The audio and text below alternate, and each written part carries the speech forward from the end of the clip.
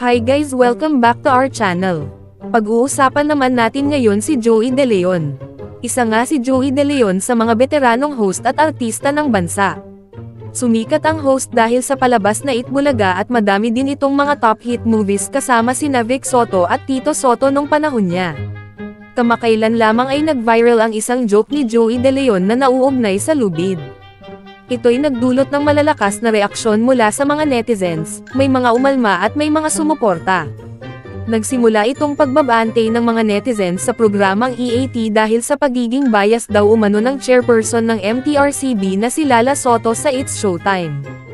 Napatawan nga ng suspensyon ang It's Showtime at ngayon naman ay gusto ng mga netizens na patawan din ng parusa si Joey De Leon dahil sa kanyang lubid joke or suicide joke.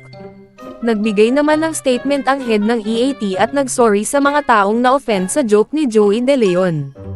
In this regard, the whole EAT management is regretful and apologetic to those who were offended by the said utterance. Rest assured that we are one with MTRCB in advocating a responsible viewing experience for the public. Sumagot naman si Joey De Leon sa kanyang Twitter sa kanyang bashers tungkol sa insidente at gumawa ito ng tula.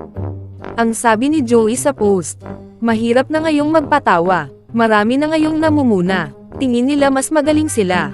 Sila ang dapat narito pala. E ano ang tawag sa kanila? Kung sa lugar mo'y ang tagal mo na. Mas kwela sila palagay nila."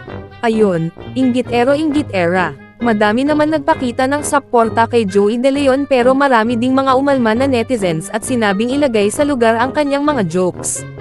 So ano say ninyo dito guys? Comment your thoughts below and don't forget to subscribe to our channel.